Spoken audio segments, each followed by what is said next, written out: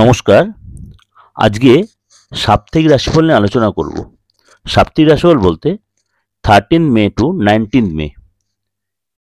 তার আগে বলে রাখি অবশ্যই গ্রহ রাশির ট্রানজিটটা নিয়ে।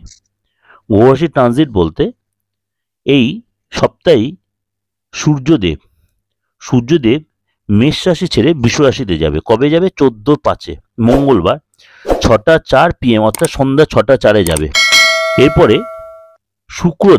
শুক্রদেব যাবে 19 তারিখে অর্থাৎ সপ্তাহের শেষ দিনে 19/5 রবিবার 8টা 51 সকাল 8টা 51 মেষ রাশি ছেড়ে বৃষ রাশিতে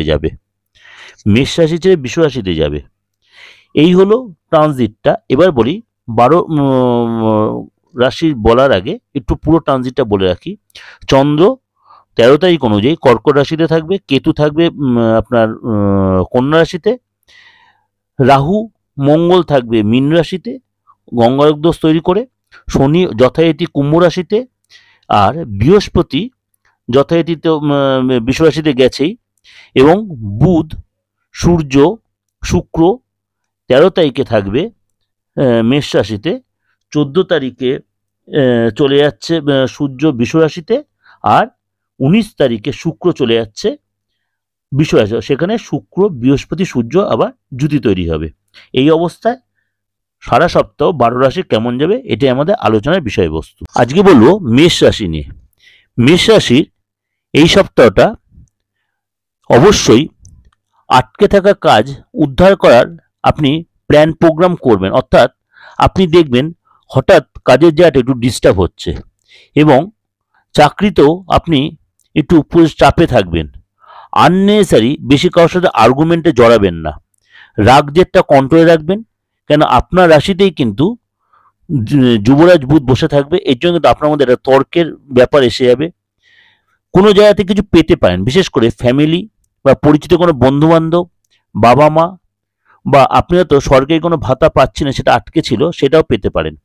এই সময় আটকে থাকা অর্থ পাবেন, এবং মালব্য যোগ তৈরি হওয়ায় একদম সপ্তাহের শেষ দিনে এই সময় কিন্তু অনেকটাই আপনি আবার লাভবান হবেন। এই সময় কিন্তু আপনার কোনো কারণে খরচটা একটু বাড়বে। বাবা মা থেকে বা বাবা মার জন্য কোনো খরচ হতে পারে, বাবা মার বা নিজের পেট বা ইএনটি কোনো প্রবলেম হতে পারে, মানসিক প্রচণ্ড অস্থিরতা বা টেনশনে থাকবেন। এই সময় কিন্তু আপনি চাকরিজীবী করে ম্যানেজমেন্ট বা বসের কাছ থেকে কোনো একটু কথা শুনতে পারেন, আপনার কাজের খুঁত ধরবে, এই জন্য আপনার মানসিক ভীষণ একটা অস্থিরতা হবে। আপনার যারা কলিগ সেখানে চাপ হবে, ব্যবসার জায়গাটা একটু ডিস্টার্ব হতে পারে, কিন্তু ব্যস্ততা প্রচণ্ডই থাকবে। আপনার পার্টনার আপনি বিবাহিত লাইফ পার্টনার কোনো কাছ থেকে কোনো গুড নিউজ পেতে পারেন, এবং এই সপ্তাহে আপনি একসাথে কোথাও ঘুরতে যেতে পারেন। কোনো পার্টি ফাংশন প্রোগ্রাম বা কোনো গেট টুগেদার এরকম হতে পারে, এবং আপনাকে একাধিকবার কোনো সরকারি দপ্তর বা সরকারি কোনো কাজে বারে বারে যেতে হবে। মানে এক কাজ বারবার করতে হবে, মানসিক অস্থির, হয়তো হওয়া কাজ হয়তো একটু কেটে যেতে পারে। এই সপ্তাহে আপনাকে একটু সাবধানে মেনটেন করতে হবে। কী করবেন? উপাচার কী করবেন? অবশ্যই এই সপ্তাহে যত পারবেন দুর্গা চালিসাটা পাঠ করবেন। দুর্গা চালিসা যত পাঠ করবেন আপনার মানসিক অস্থিরতা অনেকটাই কাটিয়ে উঠতে, এবং যে কাজগুলো আটকে ছিল এটা অনেকটাই কাটিয়ে। যেটা ওভারঅল আপনাদের ডিসকাশন করুন, ভালো লাগলো অবশ্যই লাইক করবেন, কারণ এটা কোনো ব্যক্তিগত হরোস্কোপ নয়। আর অবশ্যই চ্যানেলটাকে সাবস্ক্রাইব করে নোটিফিকেশনটা অন করে রাখবেন। আমার নতুন চ্যানেল যে দিগদর্শন মধ্যে, সেটাকেও আপনারা যে সাবস্ক্রাইব করে নোটিফিকেশন অন করে রাখেন, সমস্ত প্রোগ্রাম সবার আগে আপনার কাছে পৌঁছে যাবে। আর ভালো লাগলো অবশ্যই লোকেকে শেয়ার করবেন, লাইক করুন। নমস্কার, সবাই ভালো থাকবেন।